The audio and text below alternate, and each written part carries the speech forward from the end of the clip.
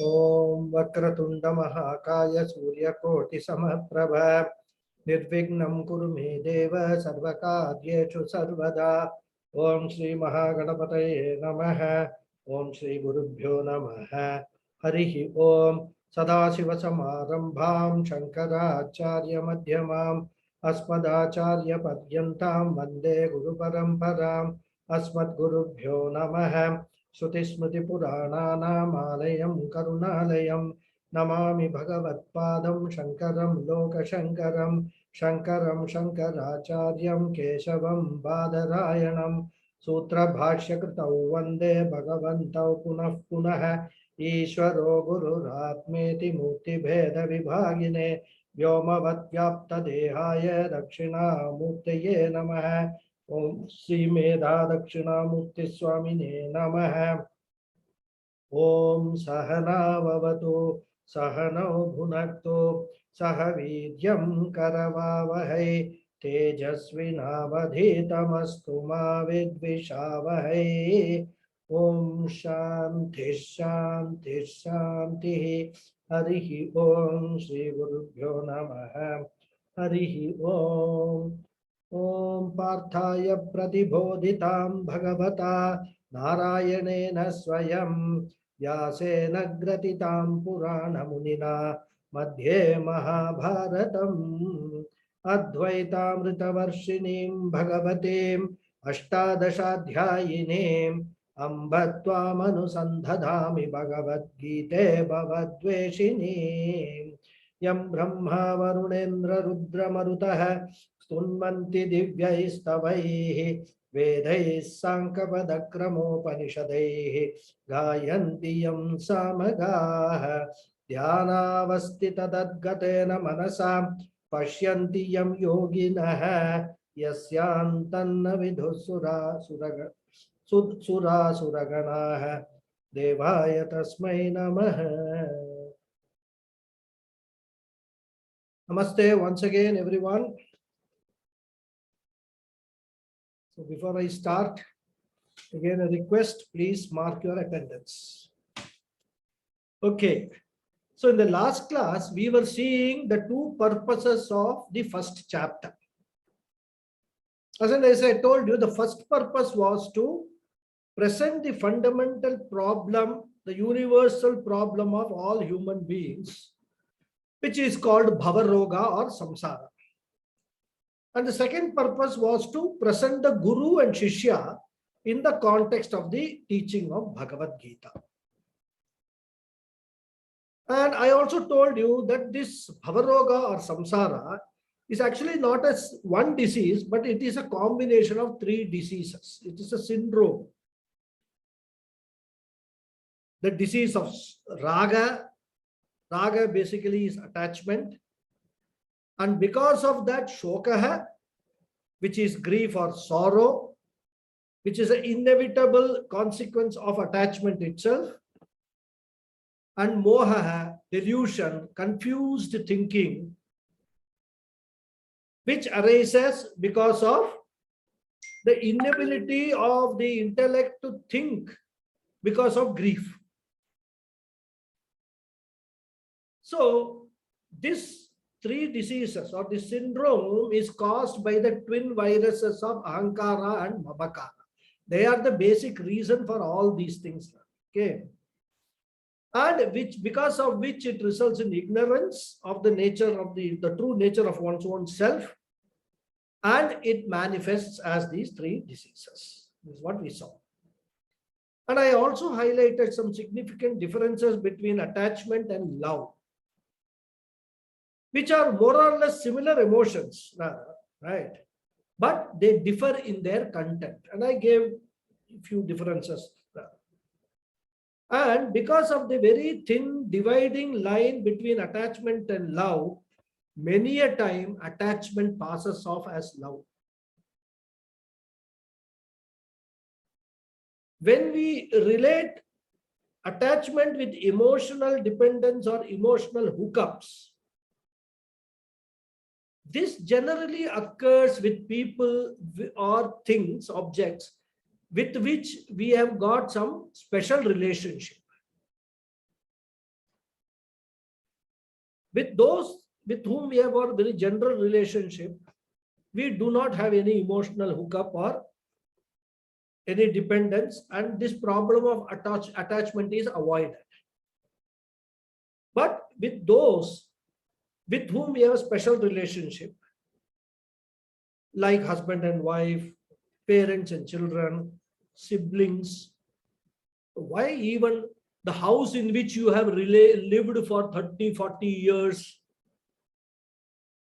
the house which is your ancestral house, all these are inanimate things, but still people have attachment towards that.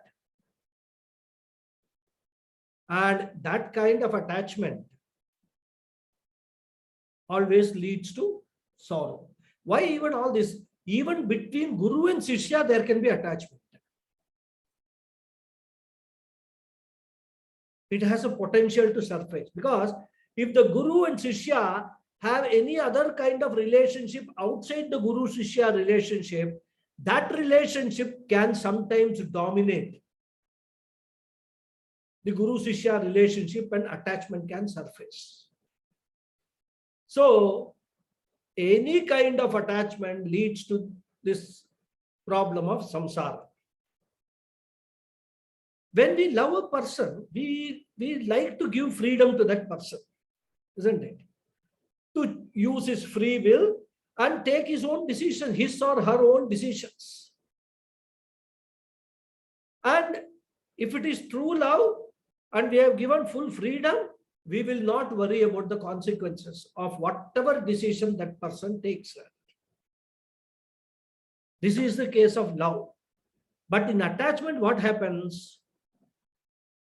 Even though we may seemingly give freedom to the other person to use his or her free will and take his or her own decisions, we will be concerned that the other person should not take a wrong decision.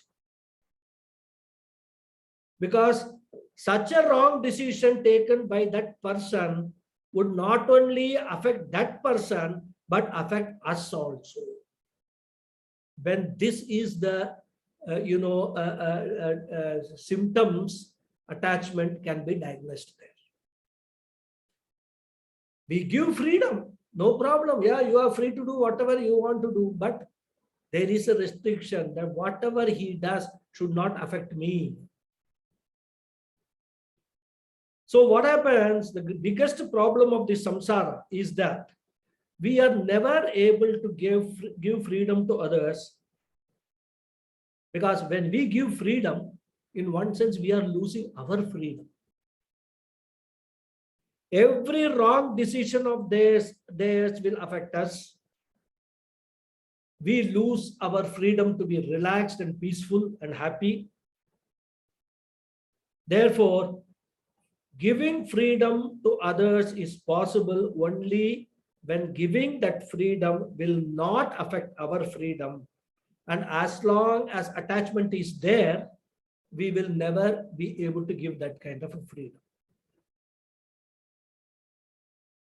And therefore, to give freedom to others, we must be perfectly detached. We must be able to say, I give you freedom to take your decision, but you take a wrong decision, you suffer. Even when you suffer, we should be able to say, you are paying the price for your wrong decision and you have to face the consequences, my dear. I don't want to get affected by that. This is what is detachment is developing a space between the relationships.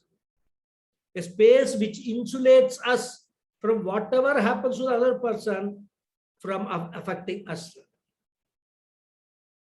But in reality, will we be able to say this to our children? And this is the problem in the family life. It is extremely difficult because any wrong decision taken by our children will affect us. Even though we may say to our children, we love you and all that, we want to give you freedom, but we are unable to give them full freedom in the true sense of freedom to live their lives according to their choice, because their choice could have an impact on our freedom. This is a clear example of attachment and not love. So we must be able, even when we are having any transaction with our children, whenever we are professing that we love you and all that, we must be clearly, we must understand whether it is love or attachment. And if it is attachment, certainly you can take it for granted. At some time or the other in future, it is going to lead to shoka. It's a very complex situation, honestly speaking. I mean, it's all very easily one can talk about it, but to practice it is not very, very easy. It's a very complex situation. So that's why what Vedanta says is that in all these relationships, be like a drop of water on the leaf of a lotus flower or a lotus leaf. Present but not sticking. That is the Vedanta's advice. Right? And as long as this dushta chatushtayam, Swami Paramarthananda uses this beautiful word. Dushta chatushtayam means what? Ahankara, mamakara, raga and dvesha. As long as these are there, this play of emotions will be there and attachment will be there. And that's why, in a family life, it's extremely difficult, if not impossible, to avoid this emotional trap. Therefore, the challenge for a grihastha is to remain in the family, but get rid of this dushta chatushtaya. And this is the biggest challenge. Okay. You can take another example. It is like a soft silk cloth entangled in a rose bush which has got a lot of thorns. If you pull that, the cloth will get torn to pieces. So you have to actually take it out very carefully, very deliberately, so that any slight wrong move is not done and you are able to extricate that silk cloth, intact, rather, in one piece, not being torn by those thorns. But does it mean it's a hopeless situation, so we have no hope? It does not mean that. When we realize that we have the potential to be infected by these twin viruses leading to these 3 diseases, we first need to get vaccinated, to 2 doses. And what is the vaccination? Bhagavad Gita vaccination we have to take. Study Bhagavad Gita, understand what Lord Krishna is advising Arjuna, and through Arjuna giving Upadesha to all of us, each one of us. Understand that thoroughly. That is only vaccination. It will develop certain antibodies against ahankara and mamakara. But those antibodies may not last for a long time, because we are in the environment of these ahankara and mamakara proliferating rather. So if we do not pay attention to the appropriate behavior, what is that? Like wearing the mask of sadhana chatushtaya sampatti, practicing emotional distance from all worldly objects and relationships, and avoid emotionally crowded places and situations. This virus will infect us. Therefore, in order to strengthen the immunity system, we need a booster shot. And what is the booster shot? Upanishadic teaching.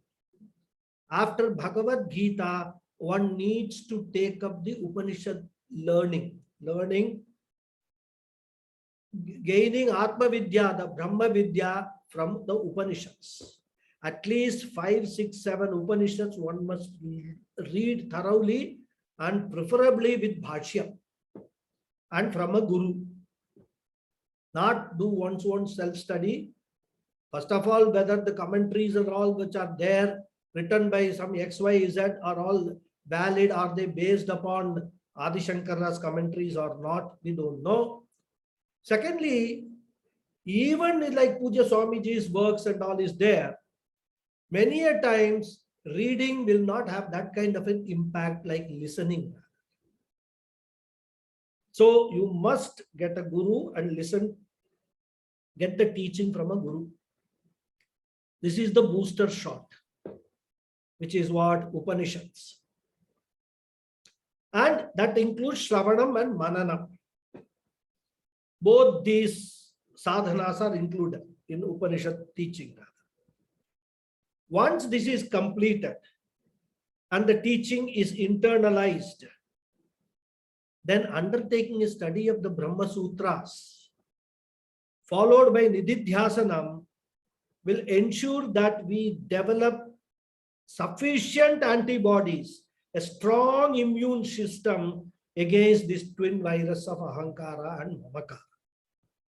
Thus, ridding us of this disease, this Raga, Shoka, Moha disease itself, we can totally avoid being infected by them. Attachment, grief, and delusion can be avoided as long as we live. Not only while we live, we can avoid rebirth also if we are able to internalize this teaching and live by that teaching, abide by that teaching in our affairs. As we will see later, when we come to the first chapter, Arjuna had this problem of attachment. Because these Pandavas were sent on an exile for 13 years.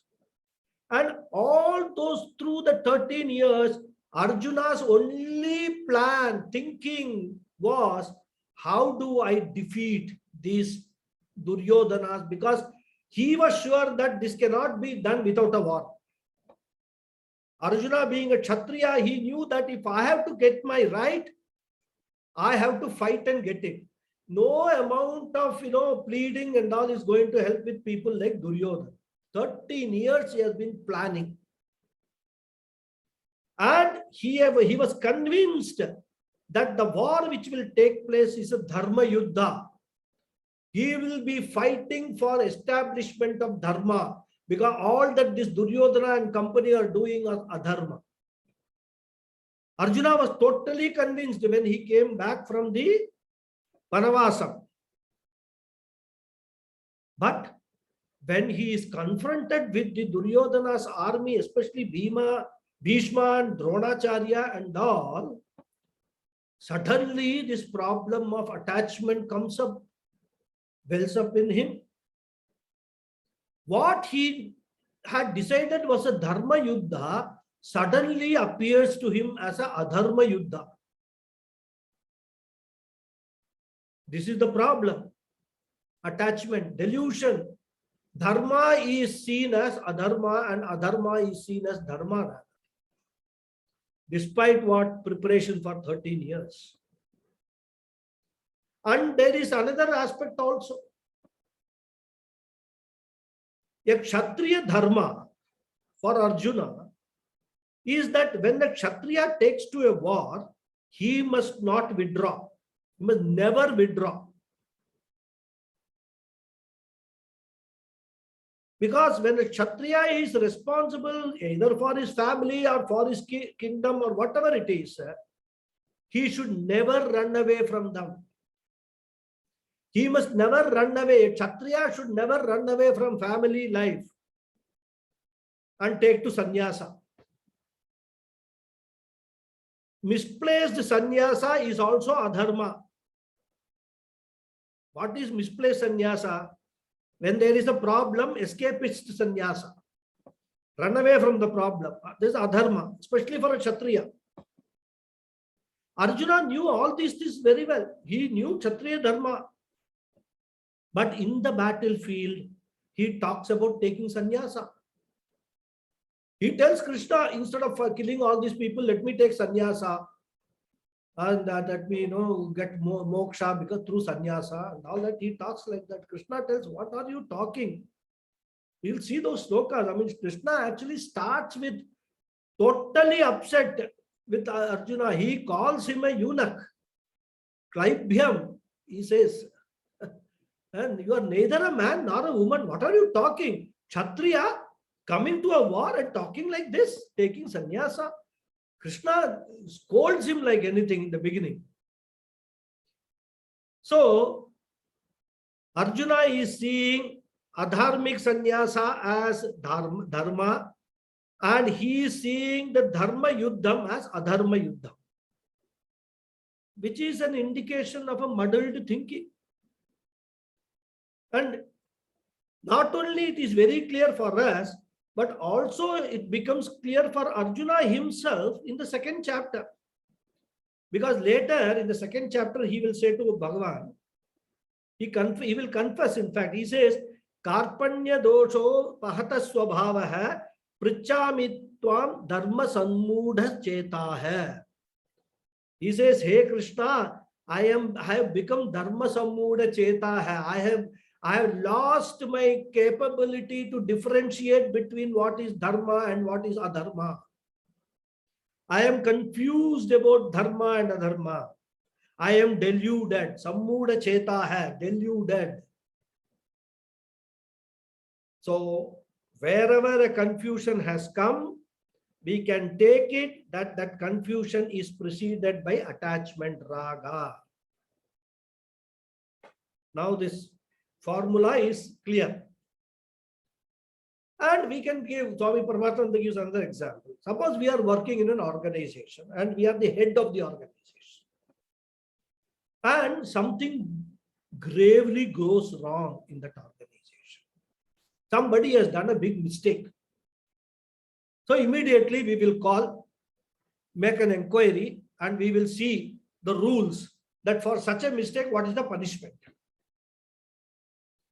So as even when we are going to hand out that punishment to that person whom we don't know who is that person who has caused, where we are the head of the organization. Our deputy has come and reported. So he said, okay, that fellow, dismiss him from service. He has done it, dismiss him from service. Then another person comes and says, sir, you know who has done this? It is your brother-in-law who is working in the organization. The moment you hear the name brother-in-law, what happens? You know what consequences you will face when you go home if you dismiss the brother-in-law from service. This is the attachment problem. Another example, there's a doctor, a professional doctor, a big surgeon. He has performed hundreds of surgeries. But suppose his own daughter or son comes before him for a surgery, his hand will shake.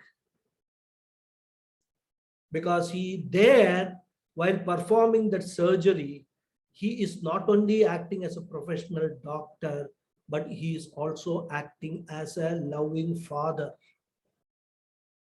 And he will feel, if something goes wrong in the surgery, I will suffer the consequences of that. He will become, this is attachment, and his thinking will become muddled. He will not be able to focus on the surgery the way he would actually focus with every other patient. Anybody else? So this is another example of attachment. So coming back to Arjuna, the moment he discovers his helplessness, he surrenders to Krishna. And Krishna knows the medicine. He is Bhagavan himself who has given the medicine, isn't it? As Lord Vishnu, he is the one who has given the medicine, all the medicines in this world, rather. So now coming back to the second purpose, What is the qualification of a student? First qualification of a student is discovery of the problem itself, the human problem. Because without discovering the problem, he will not be able to appreciate the remedy. Why this remedy is required unless he knows what the problem is. And the second qualification is the student should be able to surrender to the Guru without, totally take out his ego and surrender to the Guru. And with a prayer to teach. Surrender is not merely doing Guru Seva. Guru Seva is a part of it. But the surrender is for learning, for teaching. And that is why in the second chapter, it is only when Arjuna says to Krishna, Shadimam Tvam Prapannam, does Krishna start the teaching. Krishna was waiting for that. Is Arjuna really interested in learning or not? In knowing, he has understood his problem, very clear. When he said Dharma Sammuda Cheta hai, it's very clear he has understood the problem. But does he want a solution or not? Krishna is still not sure. And no guru will teach unless the student surrenders. He is willing to learn. So for a student to learn, he has to approach the guru and surrender to the guru and request for teaching. And what is the qualification of a guru? Firstly, he himself should be free from the disease. From Raga, Dvesha, Moha and all that. Raga, Moha, Shoka. So Raga, Shoka, Moha. Guru himself should be free, isn't it? And he should also know the remedy. So the one who is free from the problem and the one who knows the remedy, that person is a guru. And in the Bhagavad Gita, in the first chapter, we find that, first and beginning of second chapter, we find that Arjuna has the qualification to be a disciple, to be a Shishya, and Krishna is more than qualified to be a Guru because he is a Jagat Guru. So when two qualified people come together, the conditions are ideal for a spiritual dialogue. And therefore, this dialogue starts from the 11th verse of the second chapter. And these are the two purposes of the first chapter. Setting the context, in what context we have to understand the entire Bhagavad Gita, and especially the first chapter, it was covered in this last talk and in today's talk.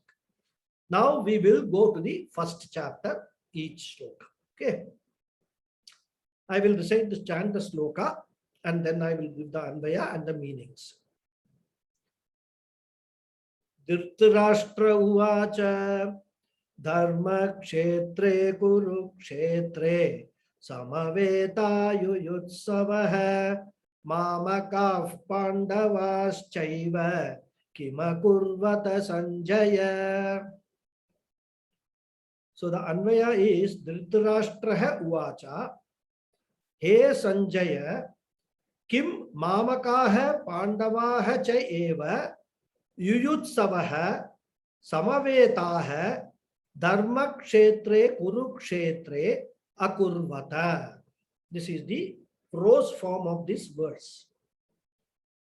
The main sentence is Mamakaha Pandavas eva kim akurvata. What did my people, Mamakaha and Pandava, do? Where in the battlefield? Dharma kshetre kurukshetra. So let's see the word meanings. Dhritarashtra uvacha. Dhritarashtra said or asked. Okay. What did he ask? Hey Sanjaya. Hey Sanjaya is addressing Sanjaya. Sanjaya was Dhritarashtra's minister and a constant companion. As you all know, Dhritarashtra was a blind king. He couldn't see anything. So he needed somebody to be with him always to assist him. So Sanjaya was there always with Dhritarashtra. So he is asking that Sanjaya, Kim, what did Mamakaha, my people, Pandavaha cha eva, and the Pandavas, Yuyutsavaha, who were eager to fight, Samavetaha, who are assembled, Dharma Kshetre Kurukshetre, in the holy land. Dharma Kshetra, holy land, we can translate. Kurukshetra is in the land of Kurus, Kurukshetra. Akurvata, do. Akurvata is lang lakara, past tense. What did they do?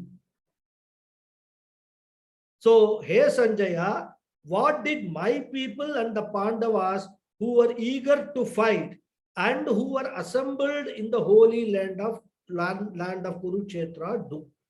This is the question Dhritarashtra asks. Now, as you all know, in Indian tradition, anything that we begins with a prayer, right? Like we saw the prayers written by Madhusudana Saraswati. Here also Bhagavad Gita is beginning now, first chapter. Even though Bhagavad Gita is placed in the middle of Mahabharata, it is placed as a pendant jewel, right? Against the background of this entire Mahabharata, which is a much larger epic. There can be an expectation that there should be a prayer, because Bhagavad Gita is a new thing which is starting within Mahabharata. And Puja Swamiji very beautifully says that prayer is implied in the first verse itself. In the word Dhritarashtra itself, that prayer is implied. This is Puja Swamiji's greatness. Nobody interprets it like this, only Puja Swamiji's interpretation I have come across. Because he says that prayer can be expressed or implied. The first word, Dhritarashtra, is the first word of the Bhagavad Gita. He says it's a prayer by implication. Dhritarashtra means what? It means the one who sustains a kingdom is Dhritarashtra. That is the literal meaning of the word Dhritarashtra. Yena dhritam rashtram, by whom the rashtram, the kingdom, is sustained, is Dhritarashtra. Now, the word rashtram, its meaning can be actually expanded to not only mean a kingdom, but the entire universe. So, if you take the meaning of rashtram from a narrow meaning of a kingdom to a very much broader meaning of this entire cosmos, then Dhritarashtra means what? The one who is sustaining this entire universe. And who is that? Paramatma, Ishvara.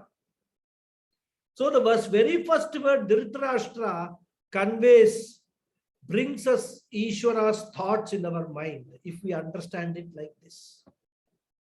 So even though there is no formal prayer, express prayer in the Bhagavad Gita, the moment we start with Dhritarashtra Uvacha, our entire thinking should get converted to a divine thinking.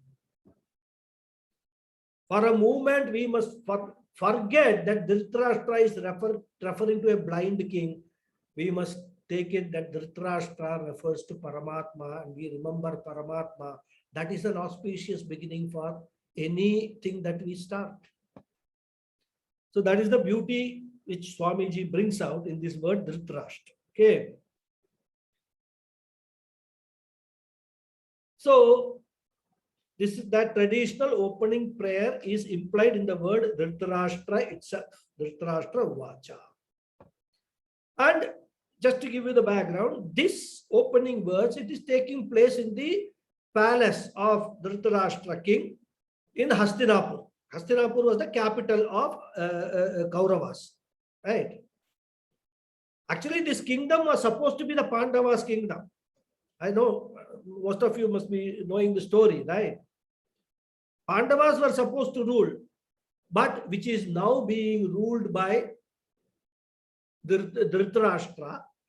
What they call it, de jure, but de facto ruling is by Duryodhana. He is the person who is actually running the affairs, because Dhritarashtra being blind, he can't do much. So Duryodhana becomes the de facto ruler.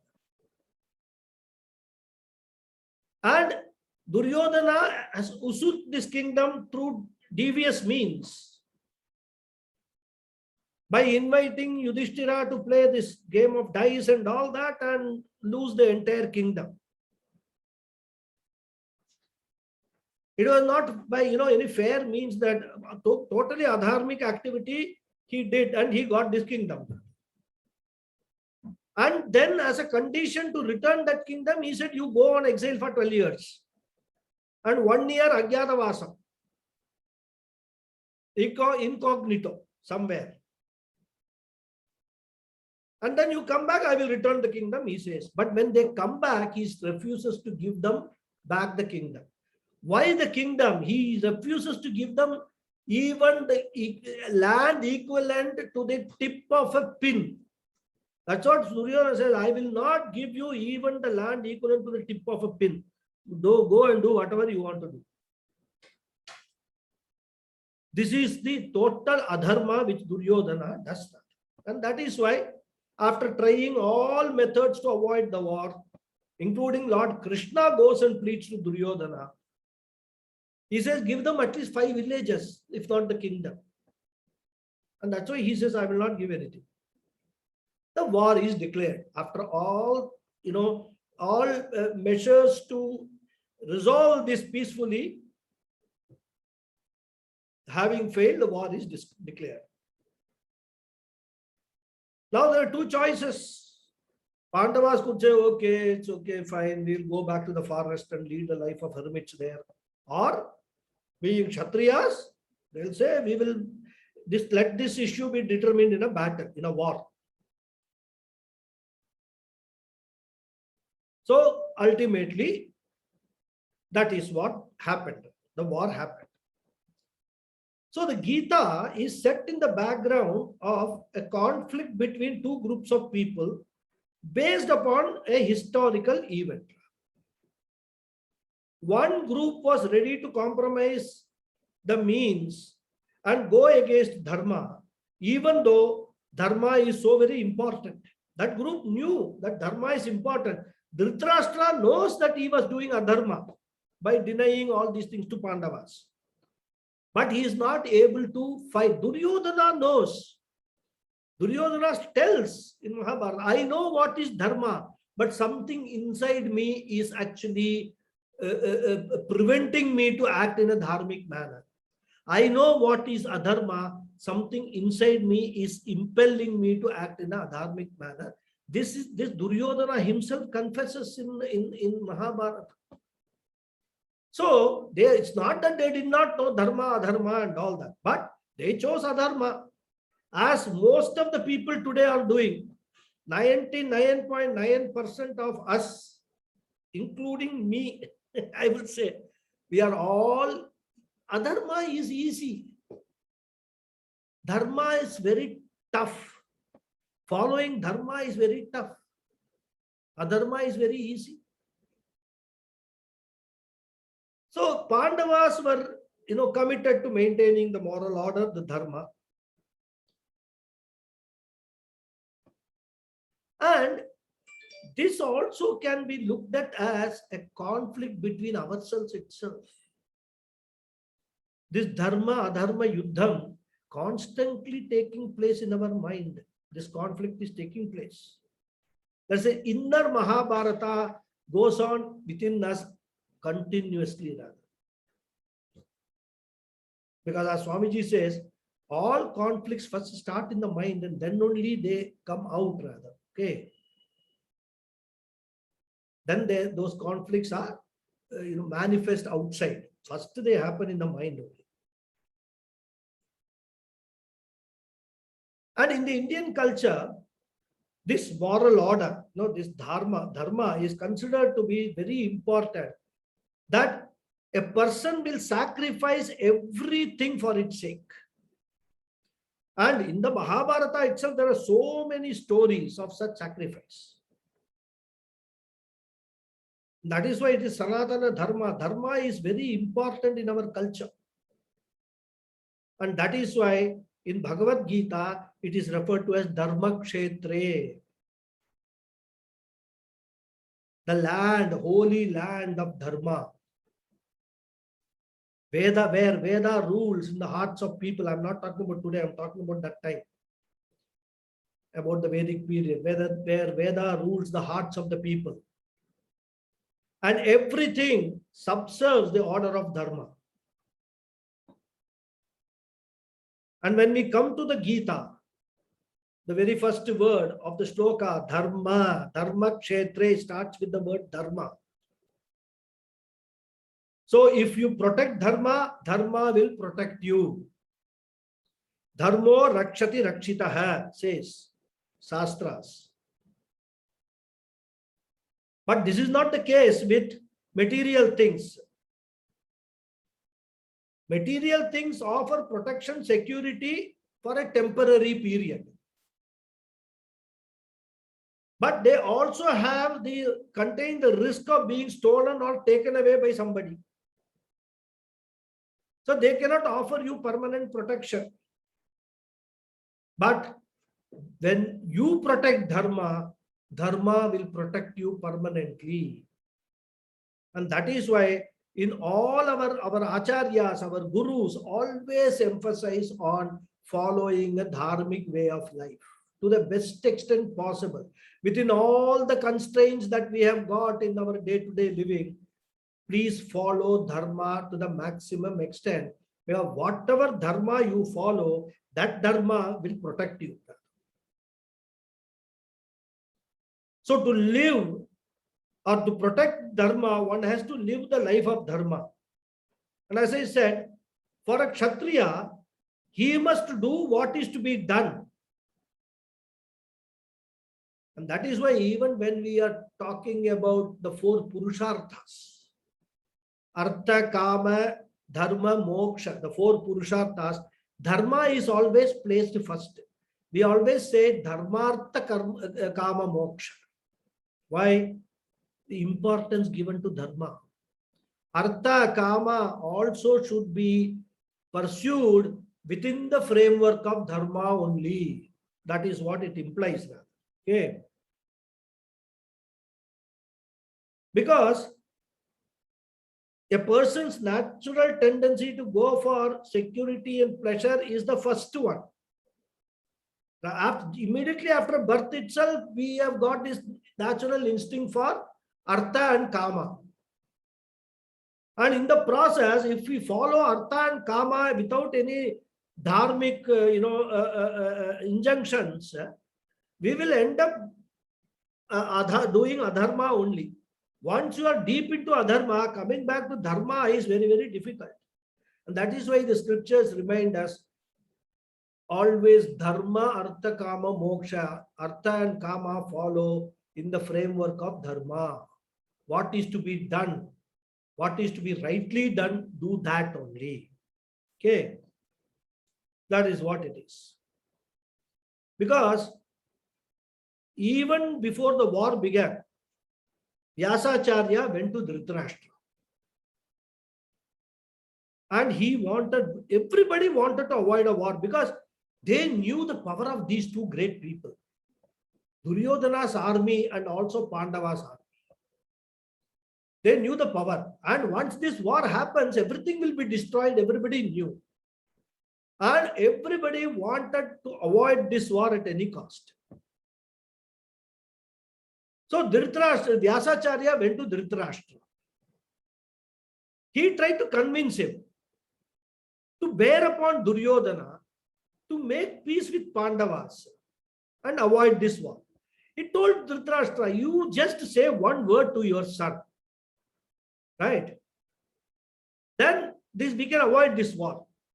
But Dhritarashtra was so much in attachment with Duryodhana, he was not convinced about what Vyasacharya told him.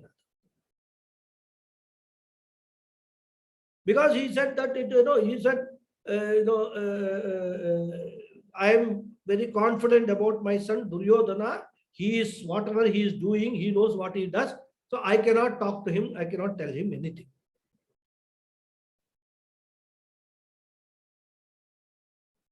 Then Vyasacharya offered, okay, you want to see what is going to be in the war? I will give you special vision. See the war. Then you will realize that what you are doing is wrong. He says, no, I don't want to do that. I don't want to see the war. I don't want to see my people killed. Then as a compromise, he said, okay, you give that special vision to Sanjaya and let him see the war, and then he will tell me what is to be told. That is why Vyasacharya, he had this power because of his tapasya, the power he got from his tapas, that he can actually bestow sort of a what to call CCTV camera. You know, the CCTV is here now these days, or remote this thing like a satellite which can see everything. Like that, the power in the eyes Sanjaya got, and that is how he is able to see what is going on in the battlefield and report it to Dhritarashtra. Okay. Every nook and corner, not only he can see, but he can also read the minds, what is going on in the minds of people in the battlefield. That was the power of that sight which Vyasacharya gave him. So he will know everything, what is being spoken, thought by those in the battlefield, everything.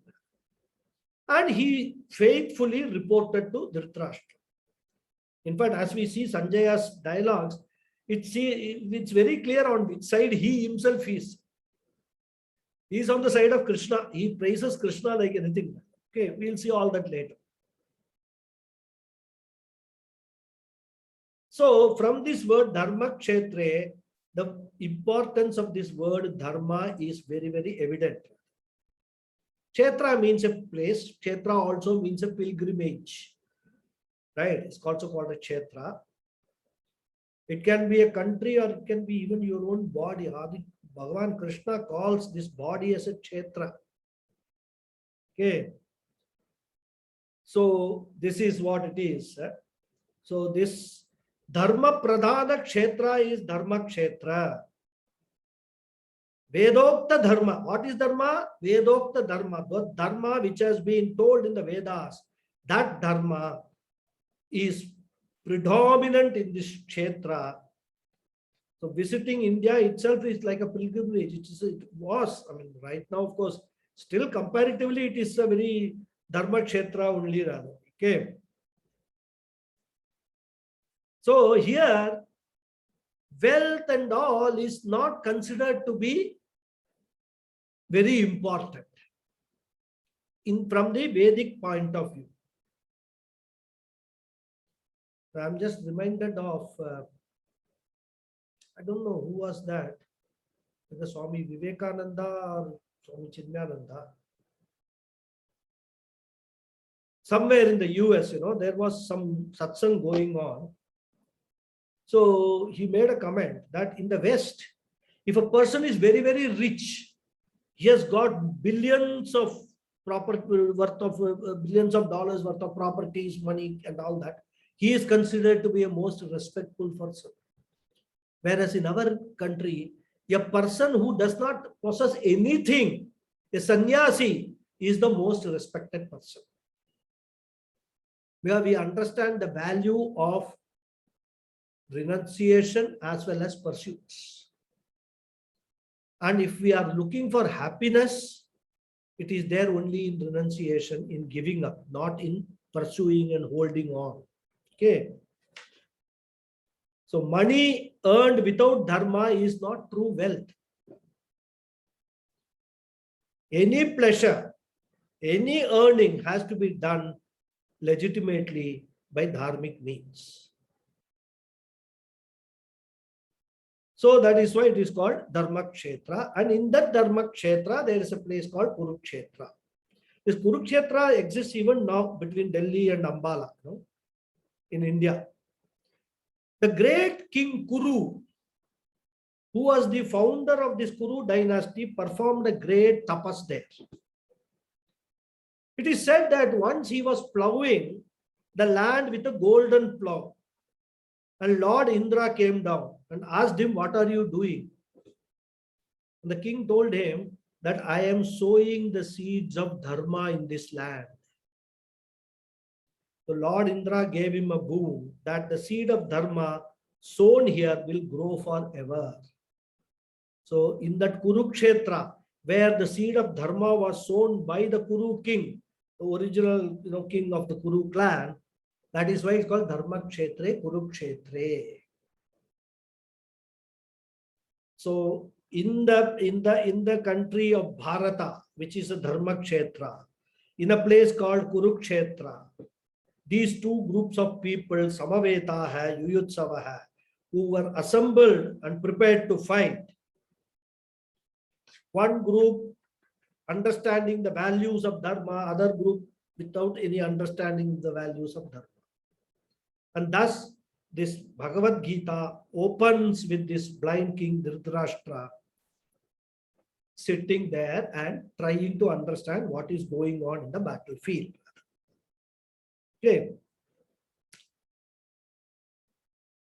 And in this first verse, Vyasacharya is giving us an insight into Dhritarashtra's character, which tests positive for the twin virus of Ahankara and Mamakara.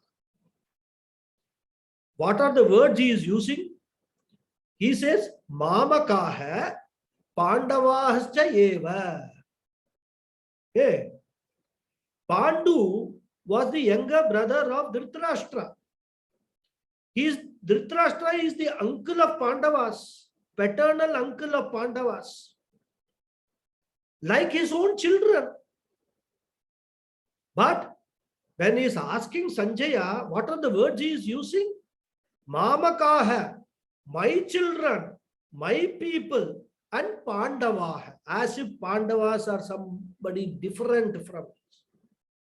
See, this is what is that Mamakara is showing up. My people, Ahankara is also showing up. Okay. So he creates a division between the two brothers. They are cousin brothers. This reveals where his heart lay. So Mahabharata, this Bhagavad Gita starts with Dhritarashtra being fully in ICU for these twin viruses, completely affected. And this information as to what is happening there is very important for Dhritarashtra. Because what? If Duryodhana wins, he will consider it to be his own win. If Duryodhana loses, it will be a loss to him. Whatever happens to my children, my son, I will suffer the consequences. That is why he is interested in knowing Mamakaha Pandavas Cheva Kim Akurvata. Did Duryodhana win? Did Pandava win? So, impelled by dharma, because as I told you, Dhritarashtra knows that what he is doing is adharma, what Duryodhana is doing is adharma. In the heart of hearts, he knows that it is adharma. Whenever we do adharma, there will be a guilt feeling that we will be carrying. If we know what is the right thing to be done, knowing that if we do the wrong thing, we will certainly carry a feeling of guilt. This is a psychological issue. Suppose we know something is truth and somebody asks us and then we tell a total lie. We will know. It will keep pricking us that you told a lie, you told a lie. Okay. So, here also Dhritarashtra, impelled by this dharma, out of the fear of destroying his own people, what he wants to know is this Yudhishthira, out of fear of destroying his own people, has he gone back to the forest and given a walkover to my son Duryodhana? So his question, we can take it as reflected, is wishful thinking also. Okay. Otherwise, this question is irrelevant because he knows that the two armies there's going to be a war. They have not come for some picnic or something like that. They have come to there for fighting a big war rather.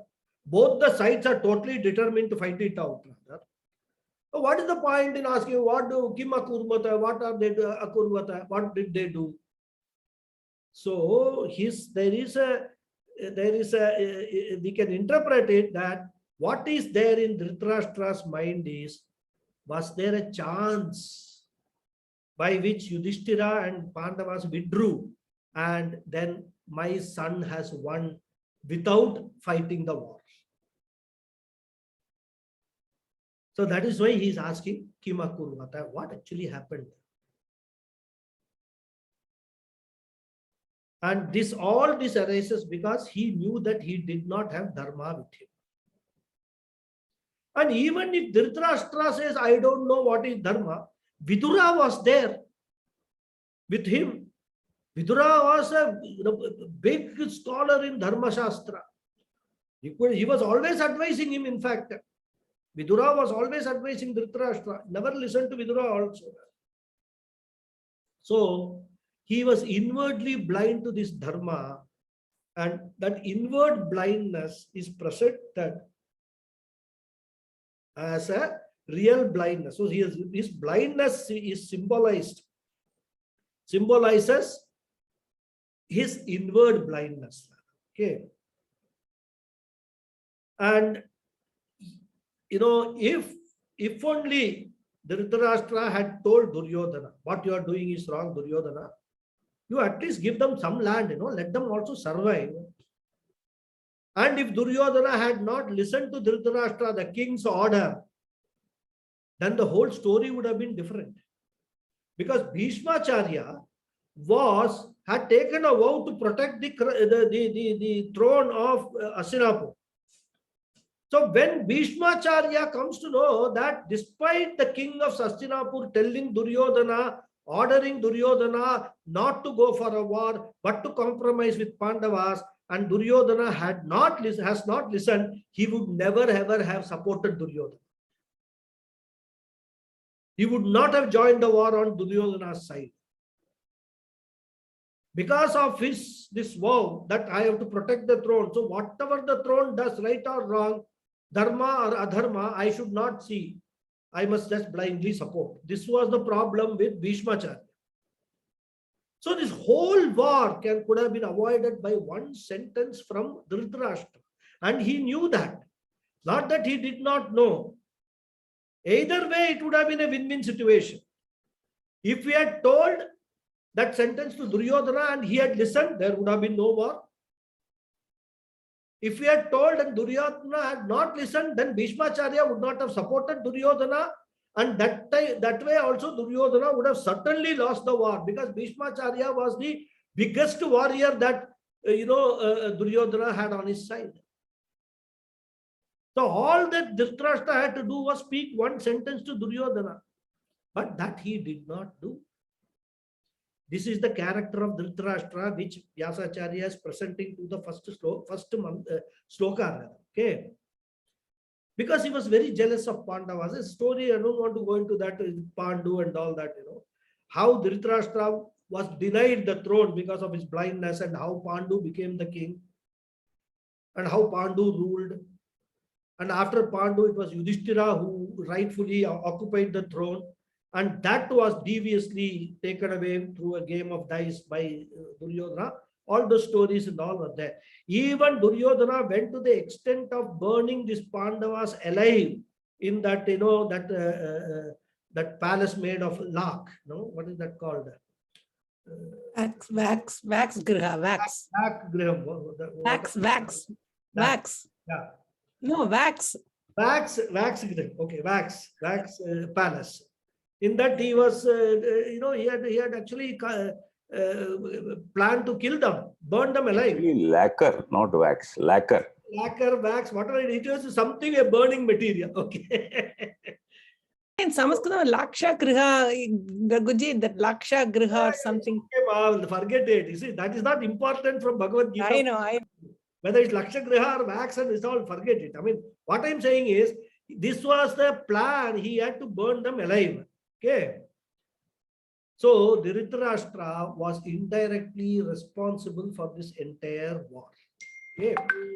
So with that, we will stop here and continue in the next class. Those who have not, I think everybody has marked the attendance. That's, thank you very much. I'll say the prayers. Then if there are any questions, we will address them. Om Purnamada Purnamidam Purnat Purnamudachyate Purnasya Purnamadaya Purnameva Vasishyate. Om Shanti Shanti Shanti. Harihi Om Shri Gurubhyo Namaha. Harihi Om. Thank you all very much. Namaste, Guruji. Thank you, Guruji. Namaste. Namaste. Thank you, Guruji. Thank you. Guruji, namaskaram. Namaste. Thank you.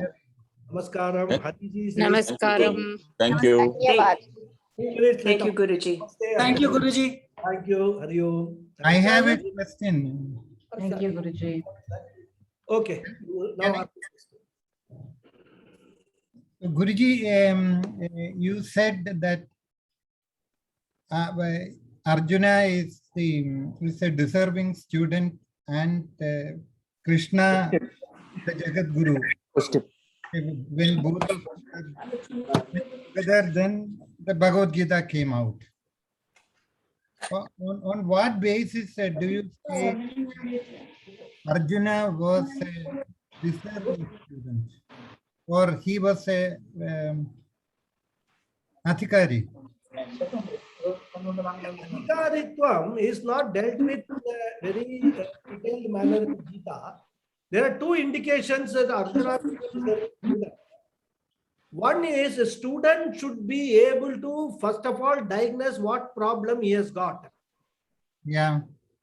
So he says, I am dharma sammudha cheta, I have lost the discrimination between dharma and adharma. I am deluded. So this is the first, qualification. Krishna understands that this fellow is confused guy now.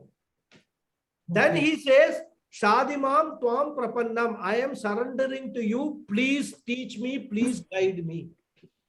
So these two are qualifications in Bhagavad Gita, which gives Arjuna the Adhikaritvam to be a Shishya of Bhagavan Krishna.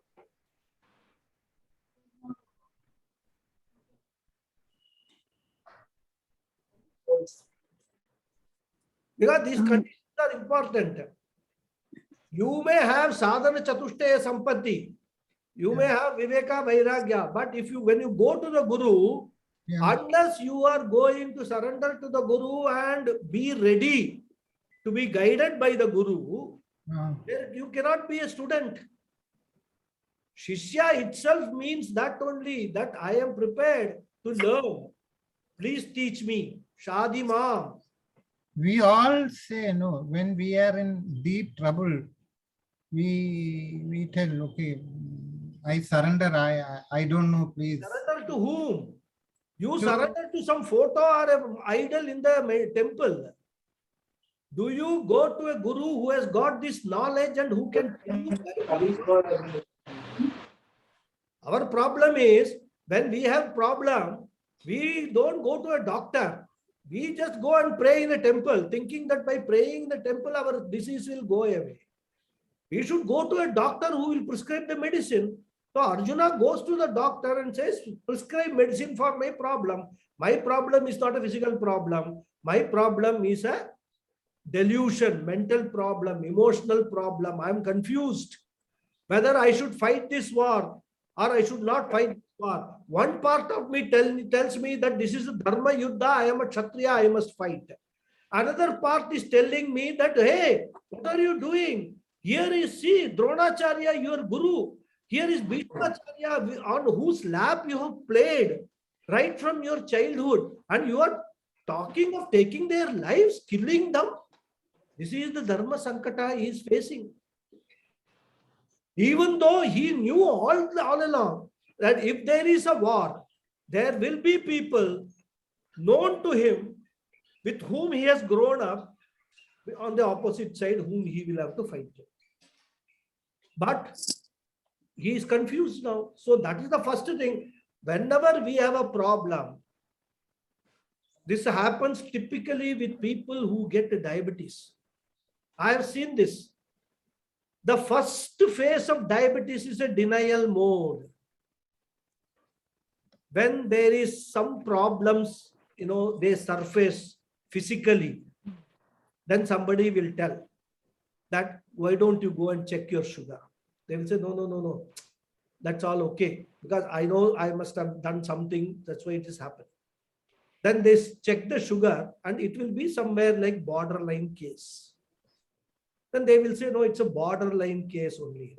Denial mode will continue till it hits them badly. With suddenly one day they see the sugar, it has gone to 300. Then they will go to the doctor. Oh, please save me. What can the doctor do at that time? He will only give you some metformin, this, that, and all that, and eat. Sometimes that will actually, take care of the symptoms of diabetes, but will be causing different problems in your body, or allopathic medicines rather. So we are all like Arjunas only in our behavior. When the time is, then we should have gone to the doctor and we don't do it. Arjuna also is the same thing. He is also representing all of us only. So that is where Arjuna's, the lesson we have to learn. Whenever we have this problem, go to a guru, a proper guru.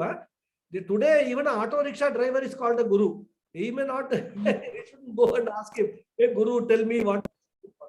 A proper guru, a learned guru, who himself is, does not suffer from this disease. To such a guru, go and learn. That is what Arjuna did. And Krishna knew, because at the end of the first chapter, when we come, Arjuna is pouring out, and finally he said, throws his, his bows and arrows, everything. I am not going to fight. That is why Vishada Yoga, Arjuna Vishada Yoga. So we can see the condition of Arjuna, and Krishna is seeing all these things. He is sitting right in the chariot, but he doesn't open his mouth. He doesn't tell anything in terms of teaching Arjuna. He is only scolding him as Arjuna's friend.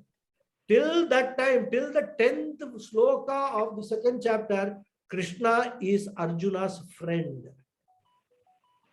When Arjuna says, Shadi Mam, teach me, Tvam Prapannam, I surrender to you, then Krishna from a friend changes to a guru in the 11th sloka and starts with the 11th sloka. Ashochyananna shochastvam prajnavadanscha bhashase gatasuna gatasuscha nanu shochanti panditaha. With that, the whole teaching starts. So this is the Arjuna's adhikaritvam for learning as a shishya. That is the Bhagavad Gita, how Bhagavad Gita presents the adhikaritvam of Arjuna. Okay. Yes, Sulekha ji, you have any question? Thank you. Yes, Guruji, thank you. My question is, if someone is inwardly blind, they do not have insight or dharma, first, how do they recognize that? And secondly, how to overcome it? See, Can you repeat the question? Dharma is, first Yes. learn what is dharma, isn't it? So we have seen, there are universal dharmas, then there are special, because dharma is a very, very wide concept. I mean, it has got very different facets are there for dharma. It is not one thing, because there are different dharmas are there. There are Raja Dharma, then Praja Dharma, Putra Dharma, Pita Dharma, Mata Dharma, everybody. What is dharma? Then there are dharma.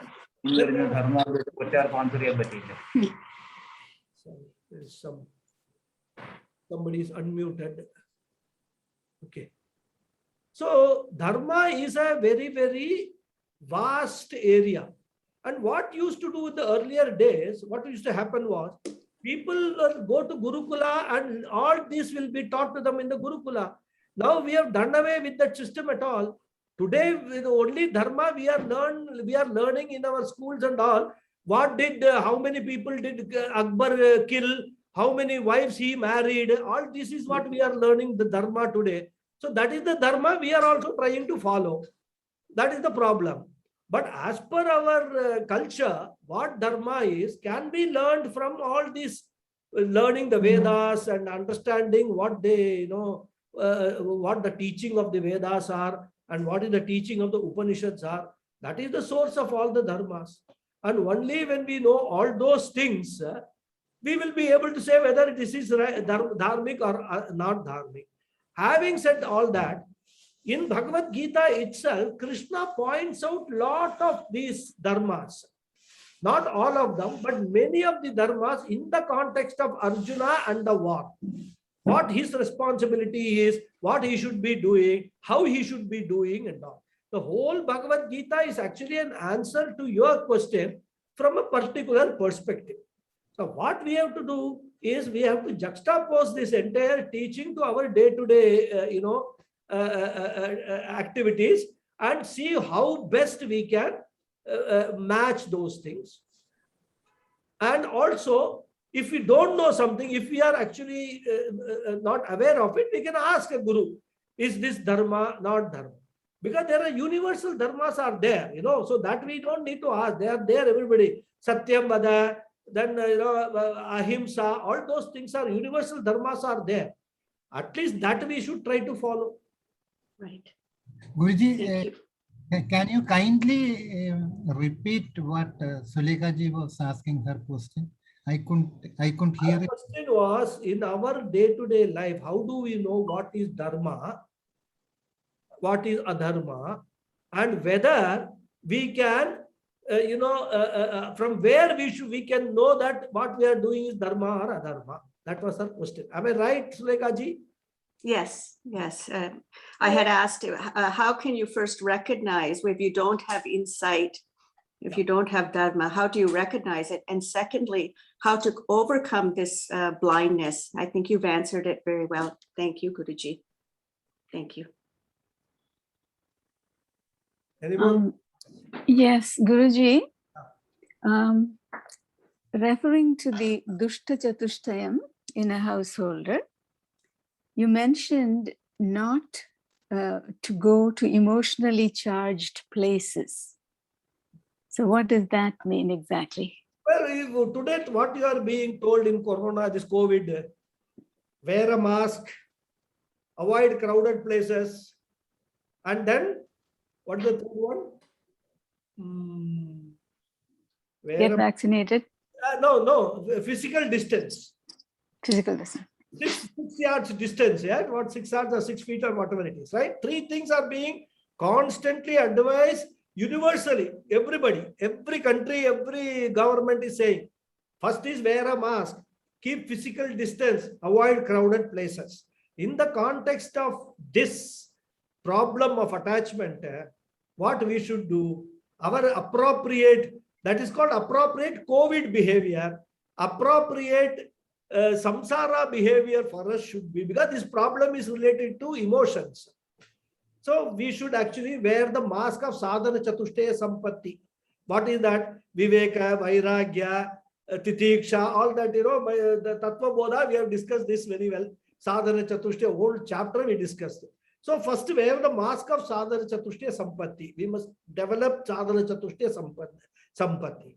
Second thing is, then, social distancing, emotional distance with objects, people, relationships. Third is avoid those places which are emotionally charged, crowded emotions. When you go there, you are also likely to be carried away by those emotions. Avoid those crowded emotions. These are the, this is what I thought of in terms of comparing it with the, because we can relate to that situation, day in and day out today.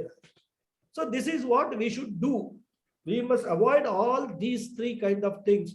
And that is the starting point, basically. It is not the end of it. The end of it will be as I told you, vaccination, Bhagavad Gita vaccination, followed by booster dose of Upanishads, and followed by Brahma Sutra and Nididhyasana. Complete immunity, full antibodies you will develop against this Raga, Shoka and Moha. Happily, eternally live happily till this body is there. Thank you.